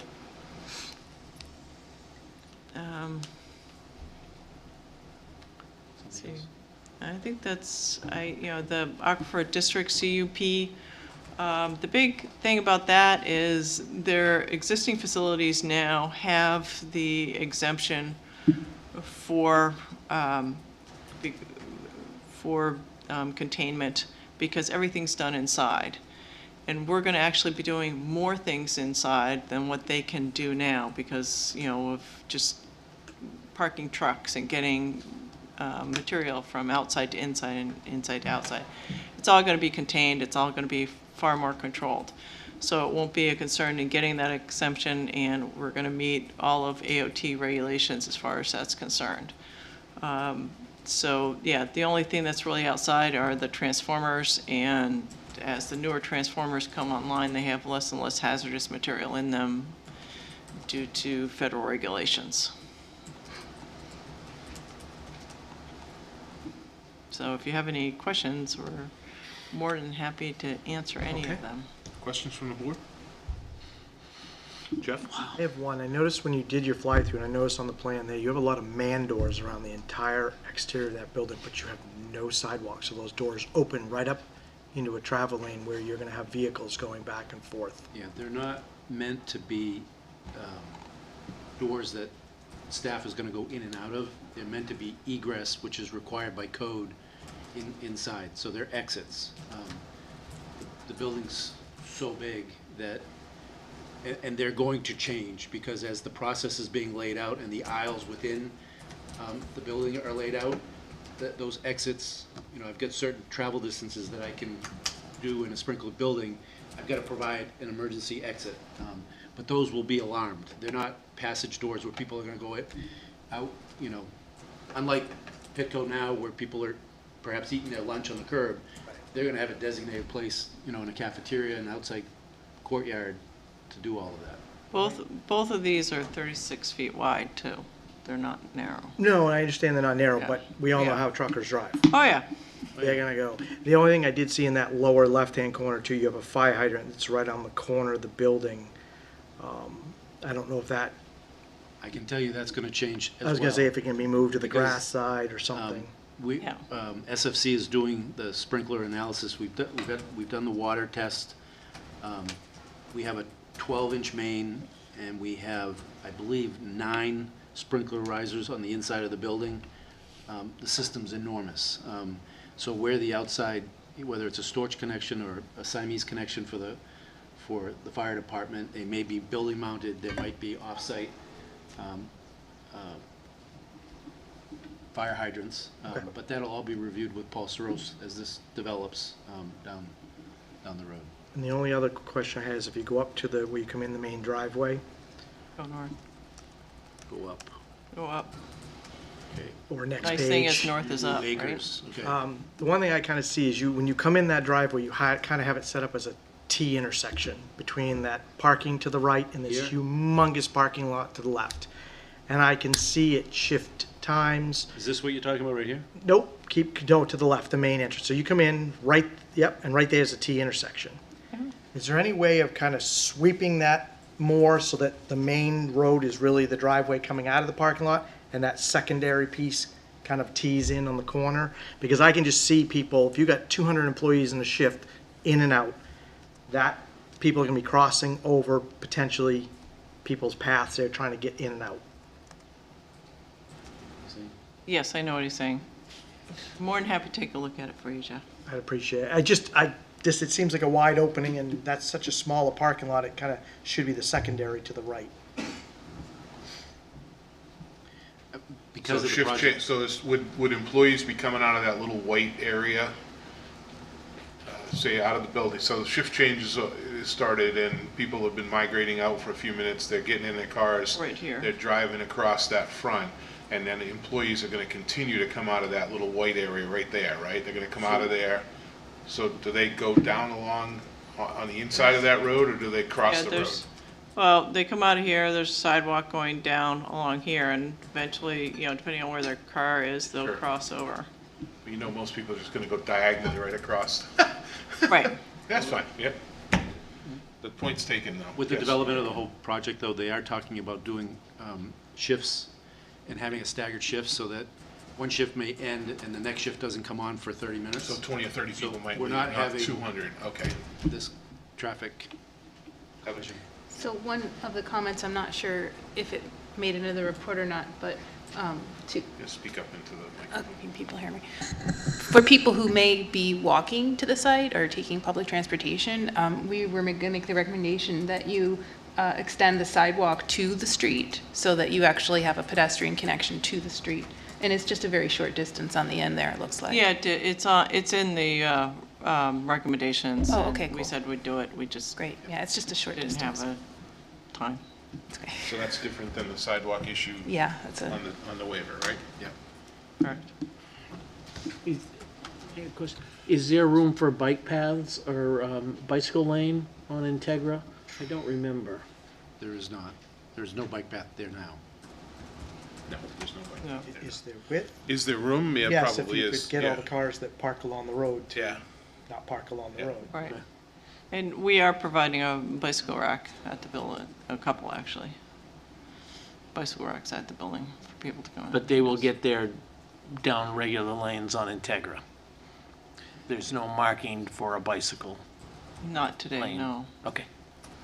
Integra Drive isn't currently striped, but there is enough width where you'd have adequate space for a car as well as a bicycle with a comfortable. So when it gets amount of striped, space. put a bike lane in, right? We don't stripe local roads, so. You gotta start calling them something different than local roads. I live on a local road. Did I see somebody else's hand up? Suzanne? Well, first, I'd like to say this is a great project, and I wish you all the luck in moving forward with it. And one of the least of your worries is the landscaping, but like it or not, it's part of the regulations. And it was noted that you needed 172 trees, and yet on the planting schedule, there were at least 12 plants that were listed as zero quantity. No, there's 172 plants. Sam and I have exchanged 100 emails. I'm looking at it right here, it says zero quantity. It's just in In the table. In the schedule, so. Table, it was one of his comments that it needed to be Very, fixed. very minor.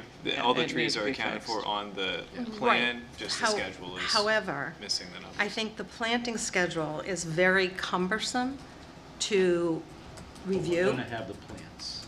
Well, you can say that, but if the planting schedule is a very important piece of that. You could say with your architectural details, we're going to do it, don't worry about the schedule. But I think for a normal planting schedule that is submitted in the plan set has the name of the trees and the quantity and the size. Botanical, common, quantity, size, and remarks, and that's it. And they're alphabetical order. That is what will be looked at first. It's not up to the staff to go through and count all the trees. They look at the schedule. So the schedule needs to reflect what's on the ground. And that's a very simple thing to do. And it's just really hard to look at this and not have things alphabetical And like you've got, what is that, a Japanese dogwood, which is not considered a shade tree. That's an ornamental tree.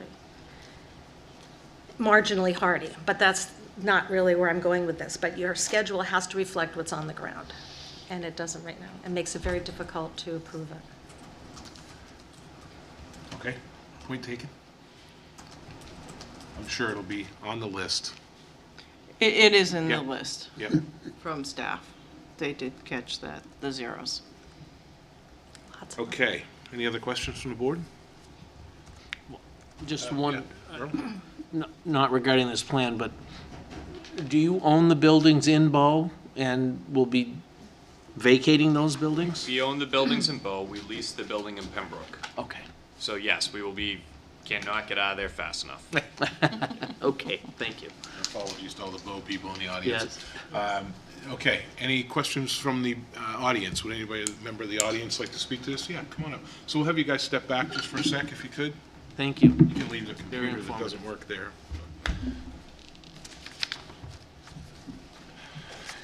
Can't remember this guy's name. I have that same problem myself, actually. Have that same problem. Welcome to the table. If you could state your name for the record. My name is Carlos Bahia. I'm the Deputy City Manager for Development. Good evening, Mr. Chairman, members of the board, staff. So some of you may know, my former life, I was the Economic Development Director for my last city. And when we did economic development, went to economic development school, the target, sort of the Nirvana project would have been a manufacturing project that generates 500 jobs and builds a huge building. And so this project... With solar. With solar. Actually, solar's, back in my day, we probably wouldn't talk much about the solar, but that's a great add-on. So this project is the largest, if I'm not mistaken, it's the largest single construction project in the city of Concord, probably in 30 years, probably since the development of the mall. We already talked about the job growth. It meets all the goals of the city in terms of tax-based expansion. Keeps a company, as Mr. Searle noted, it keeps a company in New Hampshire. And from the manufacturing side, one thing that's critical to know too is that manufacturing has a much higher multiplier effect on the local economy because of all the suppliers, truck drivers, et cetera. So it actually adds value more than just a typical like mall retail development. So I personally am very supportive. The city administration has also been supportive. We have been working as diligently as we can with the company over the last several months to get them to this point. And we're looking forward to the development. I'm happy to take any questions. So we got to get to 500 employees. 500, Any great traffic number. issues on Manchester Street will just go away? Trees will, no, again, I think you're echoing your points is it is an exciting project, and it's one of those transformational ones that other things are going to build off of, and other pieces and parts might start to pop in on Manchester Street. You might start to see some additional opportunities pop up as well, which would be great. And absolutely, it's a great point. So we've reviewed the traffic study here internally, and I'm very comfortable with the recommendation. The Manchester Street project has been on our capital improvement program for years. I mean, Suzanne, you know that. And in fact, this past year, the City Council funded the final leg of the design and engineering of that project. So it's fully designed, fully engineered.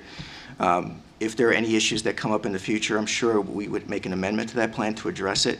But we're very comfortable with where we stand today. Great. Any questions for Mr. Bahia? Thank you very much for your testimony.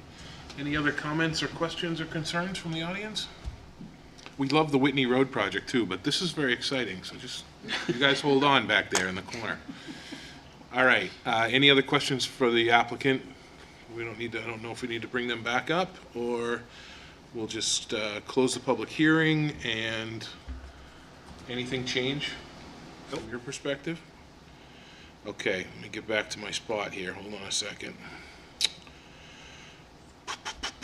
Piccofrylater. Okay, so in our report, in your packet, we've got again, a large outlined project here. We've got waiver applications under 3.1, waiver from section 2102 of the site plan regulations to not construct a sidewalk along the frontage of the property. Again, that doesn't include that little sidewalk piece that gets up to Manchester Street. Staff notes the discrepancies in the master plan regarding classification of Integra Drive and recognizes Integra Drive currently functions as a local street. And again, I think the traffic issue is still needs to be needs to be fleshed out as we move forward, but we don't want to bog it down. So in our recommendations here, we've got under 6.1 to grant architectural design review approval for the building design, site layout, landscaping, and rooftop solar array as submitted with a recommendation of using more meadow mix and less loam seed and addressing lighting conflicts with landscaping. Are those outlined in the notes? In the ADR minutes, In the yes. ADR minutes, they are, okay. Someone like to make a motion to grant ADR approval as outlined? So moved. Second? Got a second? Any questions, concerns? Carol? I have a question, and I'm not sure if it's too early to be discussing this, or if this is the appropriate time, but with respect to the glass Oh, yep. in the building. Bird-friendly glass. Precisely. Is How it did I too know early that? to talk about that? No, it's not too or- early to talk about that. It falls under an ADR recommendation. Could you come back up just for a sec? So we've oftentimes asked that bird-friendly glass be used in designs where there's a large sheets of glass and large areas like that. I don't know if it's an opportunity. We just want to mention it. It's not something we're going to hold you up on, but if it's possible and if it's not something that is a hardship on your end, we'd love to see it. Absolutely. No written. No written. Bird-friendly. Bird-friendly glass. Carol, good? Thank you. Okay. So would someone like to make we got a motion and a second. That was our discussion. Any further discussion on that? All those in favor? Aye. Opposed? So 6.1, that motion passes. So let's go to 6.2 to grant the waiver to section 2102, sidewalks required.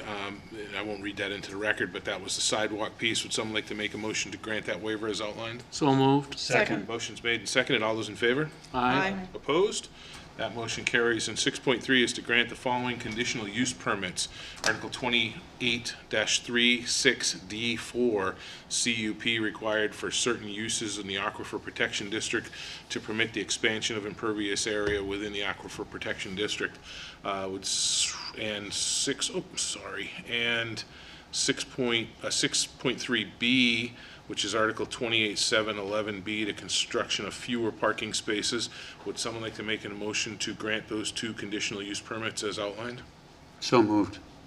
Second. Motion has been made I have a and question. seconded. Any discussion? Yes. Yes, on 6.3B, Yep. regarding the construction of the fewer parking spots, I wasn't able to find, what was the rationale behind that? I see that Mr. Searle talked about a potential of 500 employees. If 400 is, we require 470, if 400 is not enough, how do we get more? Based on the shift numbers that were provided, first shift maxed out with office and then floor employees would be 400 employees. So Okay. they didn't need the 470, but, they can build out as needed if needed. Good Okay. question. Good All right, question, thank you. Laura. Yep. Okay, so we have a motion and a second. Any other discussion on the table? Yes, Carol? I keep thinking of things. That's okay. What about charging stations for electric vehicles? Another great question. You got plenty of electricity coming into to the property. Save your steps, just sit there. Yes, we are looking at that. That did come up as discussion last week, actually, so we will be looking into that. That's great. Okay, any other discussion? So 6.3, would someone like to make a motion to grant those following conditional use permits as outlined? So moved. Second. We got a motion and a second already, sorry. All those in favor? Aye. Opposed? That motion carries, sorry, that we got too much discussion in between. All right, and 6.4 is to grant the major site plan approval for the proposed 356,000 square foot industrial building for manufacturing, warehouse, and office space and associated site improvements at 15 Integra Drive. To grant the major site plan approval with precedent conditions 1 through 6 and subsequent conditions 1 through 4. Would someone like to make a motion to grant that major site plan approval as outlined? So moved. Second. Motion has been made and seconded. All those, any discussions? Yeah, Suzanne? can you just make sure that it's clear that the plans have to be revised? Yeah, we will make a note that and a conditional note that the planting schedule be revised to include those numbers, not the zeros. I mean, to a proper Yep. plant schedule. Yep. Any other discussion? All those in favor? Aye. Opposed? Motion carries. You guys are set. Ready to go. Thank you very much. All right. Appreciate it. Great looking Thank you. project. Congratulations. Good luck. And I'm sure we'll see you again. All right. We're out of time. Let's close the meeting. No, I'm kidding. All right, let's, you guys can come on up. Let's go to item 7E on our agenda. TF Moran, on behalf of Interchange Development, requests major site plan approval for a new fast food restaurant with drive-through, parking, and associated site improvements at 1 Whitney Road in the Gateway Performance District. All right, let's get a quick staff update while these guys settle in. So this is a continuation of the development up at Exit 17. This is the next phase with Market Basket and the liquor store currently under construction. Wendy's will be the first of the next phase coming in. So there's no waivers. It does include an amendment to the comprehensive development plan. They have amended it with the engineering. They had to adjust the driveways coming off of Merchants Way? Merchants Way, thank you. Yeah. Like interchange, Whitney, off of Merchants Way. So there was some revisions to that portion of that, which requires an amendment to the comprehensive development plan. But otherwise, we don't have, there's no waivers, no conditional use permits. Roundabout looks a little small. Plant some trees. I think we should stamp some concrete into that roundabout and extend it. Sorry. And it's not even getting very late. It's only 8:48. So welcome to the table. Welcome back to the table, I should say. If you guys could state your names for the record. Good evening, I'm Laurie Rossio with Interchange Development. Jason Hill with TF Moran. So I just wanted to start out by saying we're very excited to be kicking off phase 2 of the project at Exit 17, Merchants Way development with Wendy's. I know it's not the same size and scope as your prior application, but it is the next step in our project. And tonight with us we have in the back Jen Zullo. She's with Wiley Management. She does their operations for 27 Wendy's locations, including the location in Concord. So she can speak to any questions about operations. And otherwise, tonight we're going to have Jason talk about the plans. Great. Thanks, Lori. Just loading the last file here. So this is, as Lori mentioned, for a portion of the interchange development, which was recently approved, and construction is underway for some of the phase 1 improvements. We met a few years ago multiple times to discuss that project. And so this is a good extension of that development. This project is located basically in the front door of the development, opposite the existing Extra Mart gas station. It'll be at the southeast quadrant of the future roundabout, minor roundabout. And it consists of it's a Wendy's fast food restaurant, 2,160 square feet with a double or twin drive-through service.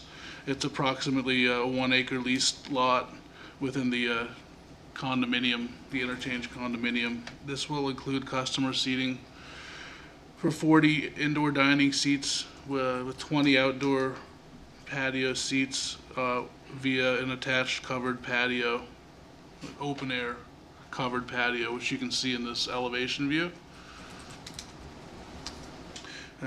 The project will also consist of, for access and circulation, a one-way counterclockwise drive around the facility with primarily angled parking, a single full access drive off of Merchants Way, and it's basically opposing the the Extra Mart driveway, which will form a four-way intersection.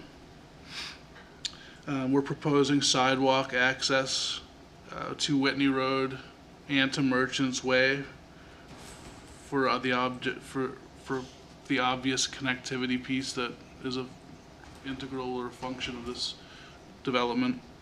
And then as a design element, we've designed a truck loading / large vehicle parking space to the east of the building. Where's that on the plans? So water station, I got the walk-in freezer. Yeah, I was looking for the 11 of 11, 11? page 11 of 11. So that would be here for the. Okay. I don't know what the color version is, but I was trying to load the color plan, but we can proceed anyways. I can load the color version of the site plan if it helps people at a later point in time. That's fine. Okay, so I mentioned the nature of the project and the location within the vicinity of the interchange project. The circulation being one way, counterclockwise. We have the twin menu board ordering stations at this location with a pickup, with a twin cash and pickup window along the east facade of the building. We have the perimeter parking, angled parking, as well as the parallel parking spaces on the east side of the site. Proposed twin dumpster enclosures at this corner of the site for trash pickup and removal. And then the sidewalk connections to Whitney. We have the proposed sidewalk connection to the Merchants Way, which is on the top of the page, and Whitney Road running north-south. The second sidewalk connection to those sidewalk networks. Grading and drainage. This as we're adjacent to the Wheelabrator project, which we're formally, you heard tonight and have heard before, the soils in this vicinity are very sandy, supportive of infiltration. The site really has no runoff in the existing condition, as it was sandy woodland essentially a decade ago. So we're providing the infiltration and recharge for the 100-year storm.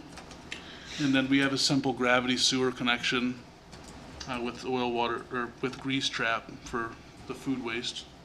And then standard parking lot lighting, which is coordinated with the rest of the development, campus network roads, and then the Market Basket Plaza lighting, so that we'll have consistent fixtures. Landscaping, we've proposed just, we had withdraw the waiver request that we had initially filed for some of the spacing of the street trees, and we've updated the plan to provide the, at least to address that and provide a permitted design, so to speak, so we're providing the amount of shade and perimeter and interior plantings. The building itself will be what is referred to as a 2.0 smart 40+ Wendy's prototype. The finish will be knotwood powder coated pre-finished aluminum siding with bright red and silver metallic and dark gray accents, and a dark bronze parapet cap, all aluminum finishes. And I think it's a very attractive looking Wendy's building, which we voiced at the ADR review committee meeting as well. So that's basically the rundown of things, and I'm happy to try to answer any questions or comments. Okay, questions from the board? Jeff? The only comment I had is I noticed in the original CDP that you actually had a connection from this site to the future, sidewalk connection, excuse me, to the future convenient care. And I noticed that's completely missing now. Mhm. What was the kind of the rationale behind? Jason's going to put up the plan, but I'm going to speak to that. We read the concern in the report, I think the comments 2.2.2, and don't have the CD plan up, but in the prior CD plan, you're correct. We had a sidewalk running from Merchants Way north-south directly down to the urgent care. At that time, the fast food was located right adjacent to Merchants Way with a entrance to the west and an exit to the east. That orientation in those two driveways, one of those was eliminated when we went right after you approved the CDP. There was a change made after we had some further discussion with the staff to remove the driveway closest to the roundabout. Engineering had concerns about the distance to the roundabout. So we've had to reorient the building so that you can get in to the site and obviously get around the building such that you're lined up with the drive-through correctly. So that pushed the whole building away from Merchants Way. At the same time, we also were asked to install the sidewalk along Whitney Road, which was not part of our Phase 1 project and not part of the approval for the Phase 1 project at the time it was approved by the Planning Board. It was added later. So we are, as part of Phase 1, building a sidewalk from Merchants Way to Interchange Drive. The city's project is going to put in the sidewalks at the roundabout and extend those up to Hoyt Road. So there will be a complete sidewalk down the east side of Whitney Road. So if you look at the plan here, I don't know if you can see where the sidewalk is, it's not very clear, but the point being that we do have two crosswalks coming from the entrance to the Wendy's and heading west towards the sidewalk, which will be in place on Whitney Road. Then somebody could walk south past the parking lot and enter the urgent care via the sidewalk connection that will create running east-west. This way, there's no crossing of the drive-throughs, which is actually what was shown in that prior CDP and probably not the best idea. So that's what we're proposing. We believe that's a safe connection for those two uses and a good use of a public sidewalk. But I'll be glad to answer any other questions. Follow up, Jeff? No, that's good, thank you. I Okay. just was trying to rationalize the Yep. whole thing, thank you. Any other questions from the board? No? Then I guess there's no questions from the audience, but I gotta ask, questions from the audience? No? They're okay with it? They're okay with it? Okay, any other comments from staff? No? Okay, so close the public hearing and look to your report. Thank you. Thank you. Thank you very much.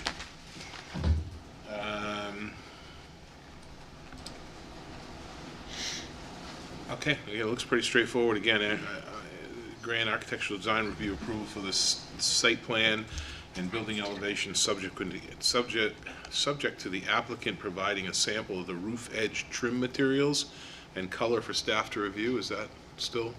Yes. That's still appropriate. Okay, if someone would like to make a motion to grant ADR approval as outlined? So moved. Second. Motion's been made and roundly seconded. All those in favor? Or Aye. discussion, sorry. All those in favor? Aye. Opposed? That motion carries. 4.2 is to grant approval for the amendment to the comprehensive development plan, subject to the conditions that the applicant addressed staff comments in section 2 above. Would someone like to make a motion to grant approval for the amendment to the comprehensive development plan? Can I actually, Yes. sorry, can I interject real quick? Because one of those includes a comment to revise the plan to include pedestrian connection. Yep. Are you okay with the description that they gave tonight? Yep. Do you want to strike that comment? Yeah, we do. Any comments? No. Yeah, as long as there's As adequate long as there's connection that loop around, the I think different that's all we need. quadrants. So can we strike that comment out? So 2.2.2 would be stricken. 2.2 would be stricken as part of this, No, motion. there's still 2.2.1, so it would just be 2.2.2. 2.2.2, that's what I said. What did I say? Yeah. You missed one of the twos. 2.2, we'll strike from that record when we make the motion to grant approval of the amendment to the comprehensive development plan. Would someone like to make a motion? So moved. Second. Motion made and seconded. Any comments, questions? All those in favor? Aye. Opposed? That motion carries. 4.3 is to grant major site plan approval for the 2,160 square foot fast food restaurant with a drive-through at 2 Merchants Way in the Gateway Performance District. Precedent conditions 1 through 3 and subsequent conditions 1 through 4. Would someone like to make a motion to grant that major site plan as outlined? So moved. Second. Motion's been made and seconded. Discussion? All those in favor? Aye. Opposed? That motion carries. You're all set. Thank you very much. Good luck. Continued good luck. Continued good Good luck. Okay, I This believe was that easy. brings us to other business on our agenda tonight. Any other business which may legally come before the board? We do not. Can I just say something real quick? Yes, you Sorry. surely can. So the Conservation Commission, some members of the planning board who are not here tonight, and members of the Trails Committee have been working on a trail master plan over the past couple years. They're finalizing it. They finalized it at their last Conservation Commission meeting. So we're planning on having a public hearing. It will be part of the master plan. So it is the planning board's purview to adopt it, or accept it, or I think adopt it. Adopt it. So once we get the revised plan from CNHRPC, who is working on the document, I'll send it out to all of you, and it'll be posted for public comment. So at the October planning board meeting, we'll have a public hearing for that. Okay, great. CNRHPC. what was Central New Hampshire Regional Planning Commission. it? Okay. That's Matt's, that's Matt's baby. That's Matt's baby. Yep. Yeah. Okay, great. And my baby. Any other business before the board? If not, we will accept a motion to adjourn. So moved. You bringing something up, or you seconding the motion to adjourn? Yeah, you like that? I get a second. Yeah. Motion's been made and seconded. All those in favor? Aye. Opposed? That motion carries. We are adjourned. Thank you, everyone. Good meeting.